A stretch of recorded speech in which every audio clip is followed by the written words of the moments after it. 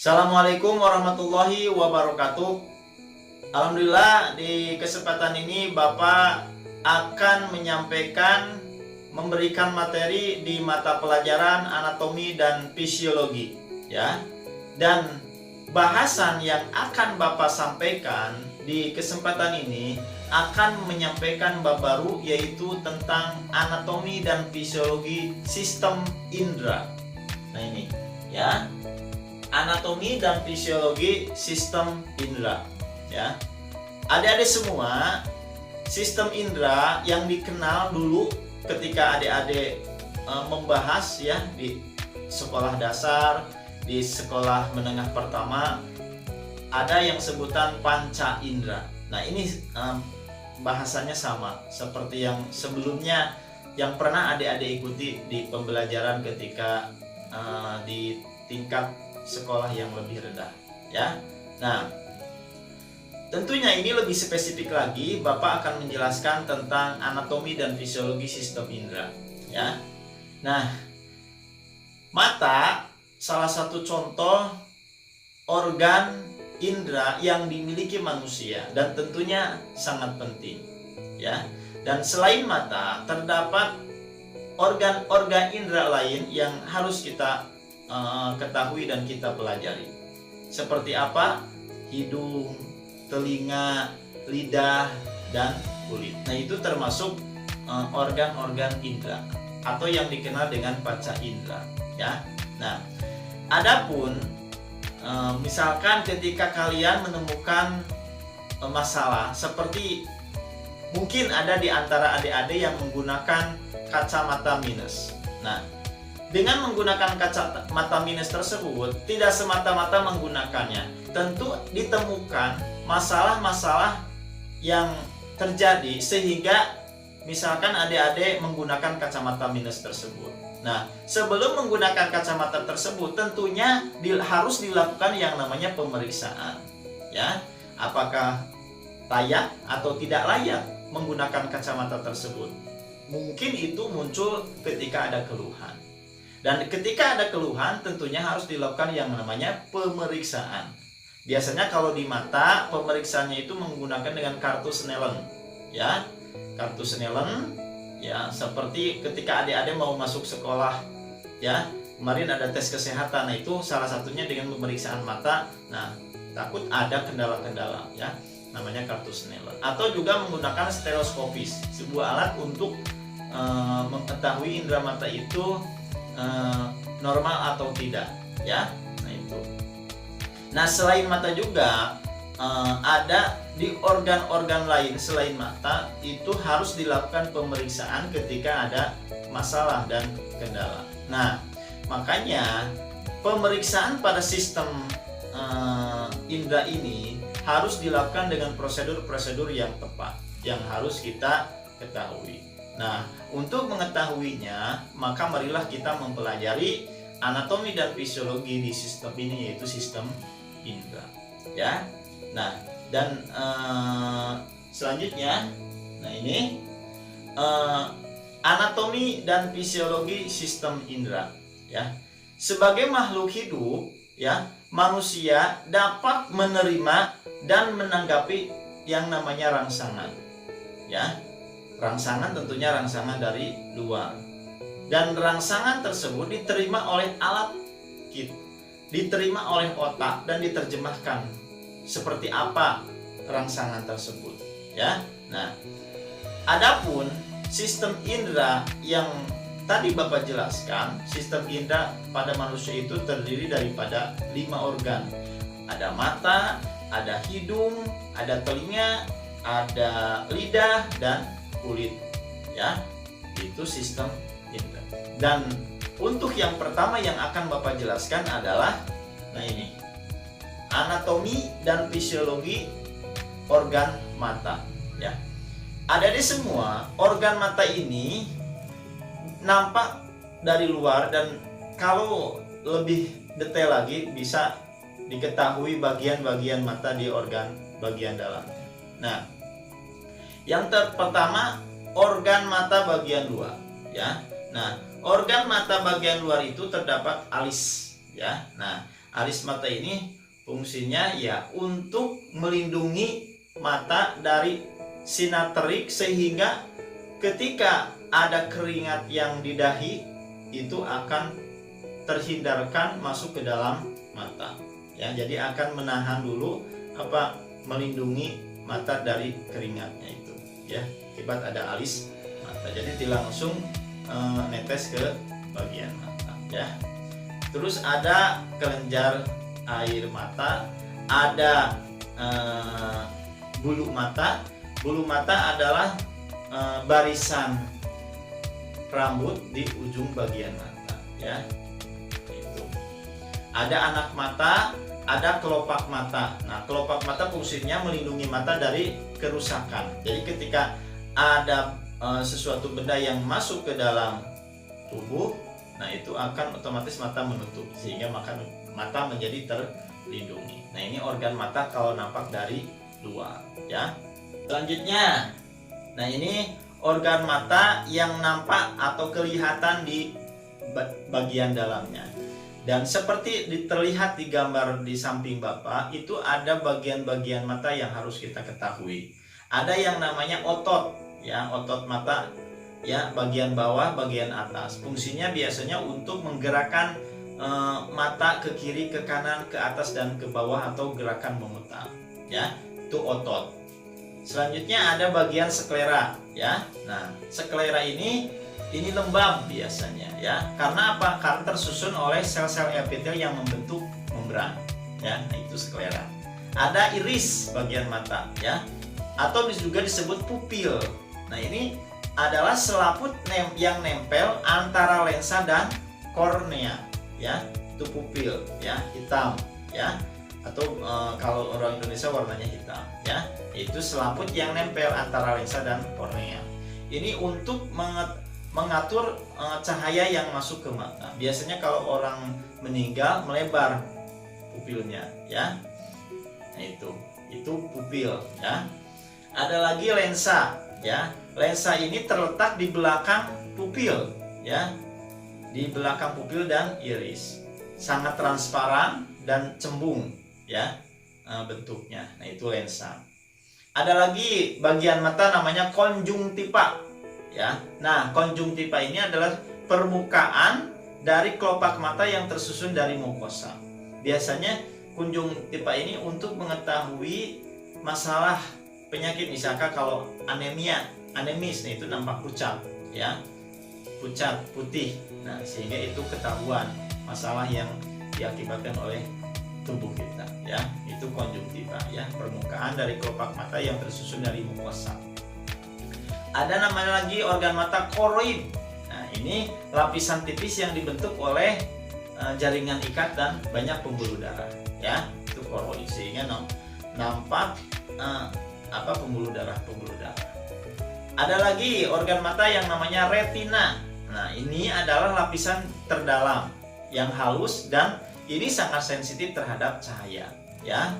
Ada lagi yang namanya vitrosumor, ya. Ini badan bening, ya, badan bening di seluruh organ mata yang terletak di belakang lensa. Nah, itu organ-organ mata kalau nampak di bagian dalamnya, ya. Dan selanjutnya, nah ini mekanisme pembentukan bayangan, ya. Jadi cara kerjanya seperti apa, mekanismenya seperti apa sehingga muncul bayangan di dalam mata kita, ya. Nah, pembentukan bayangan pada mata itu diawali dengan nervus opticus, ya. Di mana nervus opticus ini menangkap bayangan atau objek di dalam lingkungan kita, ya. Lalu difokuskan ke dalam retina, ya. Jadi si nervus opticus ini menangkap objek yang ada di lingkungan kita, langsung difokuskan ke dalam retina. Nah, itu, ya, itu mekanisme pembentukan bayangan. Sehingga sinar yang membentuk retina itu akan membentuk potensial di dalam bayangan dan dihantarkan ke dalam korteks cerebri dan menghasilkan sensasi bayangan. Nah, itu secara mekanisme pembentukan bayangan, ya. Nah, itu. Selanjutnya ada yang namanya akomodasi mata, ya. Nah, mata memiliki kemampuan untuk berakomodasi atau memfokuskan suatu bayangan yang muncul, yang nampak di organ mata.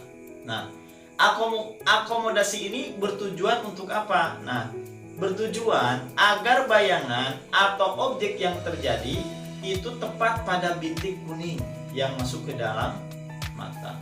Nah, itu akomodasi. Jadi difokuskan bayangannya itu ke dalam yang tepat pada bintik kuning, ya, tujuannya. Jadi agar bayangan jatuhnya benar-benar tepat di bintik kuning yang ada di dalam organ mata. Nah, itu akomodasi mata. Selanjutnya ada anatomi dan fisiologi hidung, ya. Secara anatomi, struktur indera penciuman atau hidung ini terdiri dari sel-sel penyokong dan sel-sel pembau, ya. Nah, sel-sel pembau atau olfaktori ini sangat peka terhadap rangsangan gas kimia, ya. Dan di rongga hidung ini terdiri dari apa saja? Ada mukus, ada ujung saraf pembau, dan ada rambut hidung, ya. Nah, selanjutnya bagaimana mekanisme yang terjadi di dalam indera hidung ini? Yaitu pertama diawali indera penciuman merasakan rangsangan bau, di mana bau tersebut masuk ke dalam rongga hidung, dan bau tersebut akan merangsang saraf yang ada di dalam hidung, namanya bulbus olfaktorius. Nah, kemudian indera itu bergerak dan menerjemahkan, ya, bau apa gerangan, ya, bau apa ini. Nah, bergerak ke dalam, ya, melalui tractus olfaktorius, sebuah serabut saraf yang terdapat di dalam selaput lendir hidung atau terdapat di bagian atas, ya. Nah, seperti ini organ hidungnya, ya. Ada tulang hidung, ada serabut sarafnya atau olfaktorinya, ada lendirnya, ya, ada silianya, ya. Nah, ini bisa nampak di samping bagian-bagiannya, nanti dipelajari, ya. Tuh. Nah, selanjutnya anatomi dan fisiologi telinga, ya.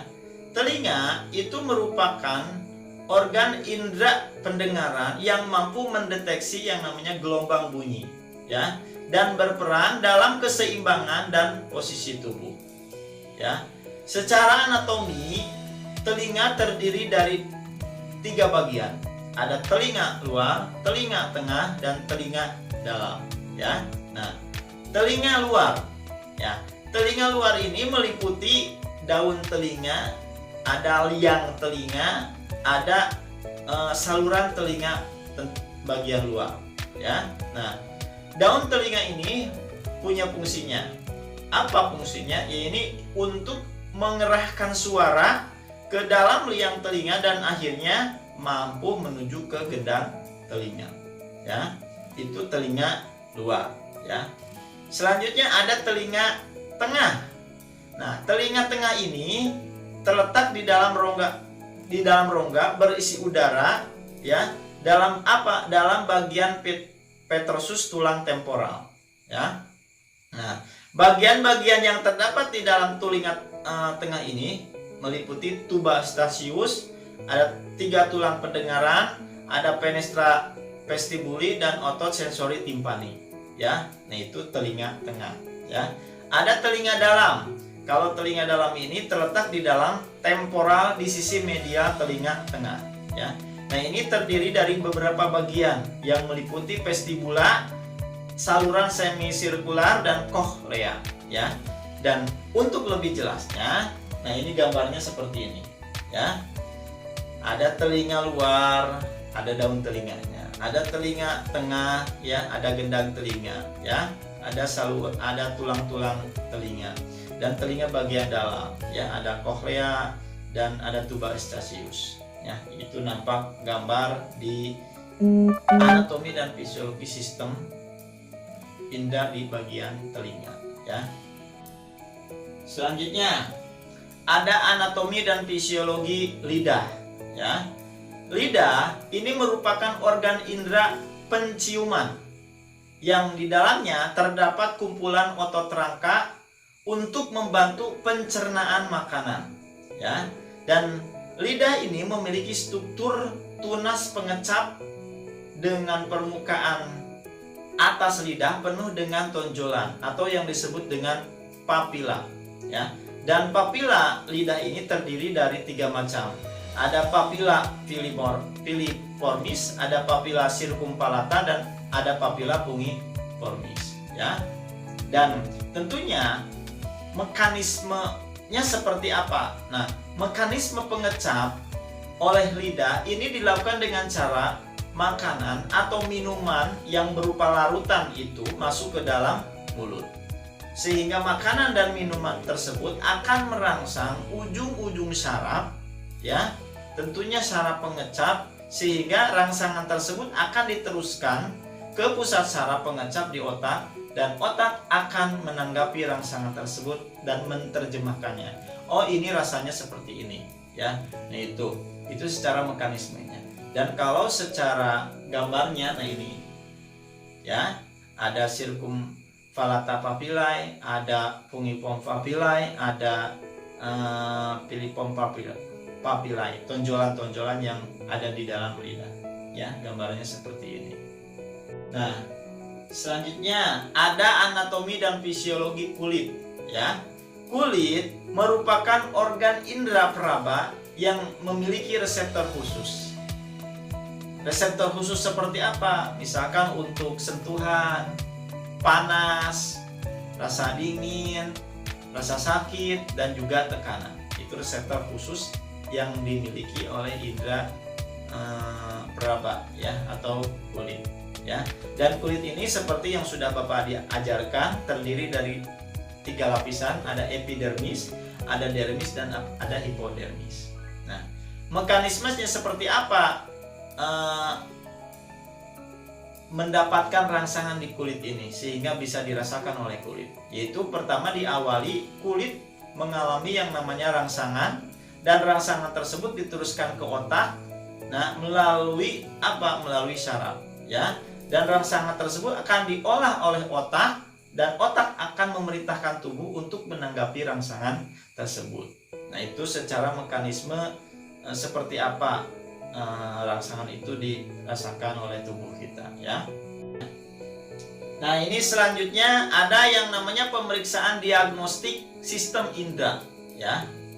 Ada di semua sistem indera pada manusia ini tentunya dapat mengalami gangguan yang diakibatkan dari berbagai faktor. Nah, guna mengetahui ada tidaknya gangguan pada sistem indera, maka tentunya harus dilakukan pemeriksaan.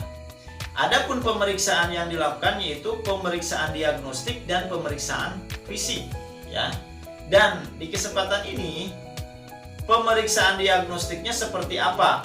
Kalau untuk pemeriksaan diagnostik nanti bahasan selanjutnya ada pemeriksaan fisik, ya. Nah, sekarang Bapak akan menjelaskan pemeriksaan diagnostik, ya. Pemeriksaan diagnostik merupakan pemeriksaan penunjang, ya, yang berhubungan dengan anatomi dan fisiologi pada sistem indera. Biasanya dilakukan dengan beberapa prosedur, yaitu bisa dengan dilakukan biopsi dan bisa dilakukan dengan brush biopsi, ya. Nah, seperti ini biopsi, ya. Biopsi ini dilakukan dengan cara seperti apa? Yaitu mengambil sampel dari daerah yang mengalami gangguan dan daerah yang sehat, ya, sehingga hal tersebut menyebabkan pemeriksa mengetahui batas yang jelas antara bagian yang sakit dan bagian yang sehat. Nanti jaringannya diambil, kemudian dibuat preparat, ya, atau sediaan, ya, bahan untuk diteliti di laboratorium. Nah, itu biopsi, ya. Nah, selanjutnya ada yang namanya brush biopsi. Kalau brush biopsi ini merupakan prosedur pemeriksaan dengan mengambil sampel dari permukaan mukosa di bagian mulut. Tentunya yang abnormal, yang nampak abnormal, ya. Kemudian prosedur itu dilakukan dengan mengumpulkan sel-sel epitel mukosa dengan menggunakan alat yang berbentuk sikat, ya, berbentuk sikat, menempatkan sampel tersebut di dalam slide atau preparat, ya, di dalam sediaan, dan itu nanti dilakukan tindakan fiksasi pengamanan agar tidak kemana-mana, ya, tidak berubah-ubah, ya. Nah, itu namanya brush biopsi. Nanti pihak laboratorium akan melakukan pemeriksaannya. Nah, ini adik-adik semua, mungkin bahasan yang di kesempatan ini Bapak jelaskan sampai di sini dulu. Untuk bahasan kelanjutan dari sistem indera nanti di pertemuan selanjutnya akan Bapak jelaskan, dan ini mudah-mudahan bisa dipahami oleh adik-adik semua, ya. Terima kasih atas perhatiannya. Mohon maaf bila ada kekurangan, ya. Bapak tutup. Wabillahi taufiq wal hidayah. Wassalamualaikum warahmatullahi wabarakatuh.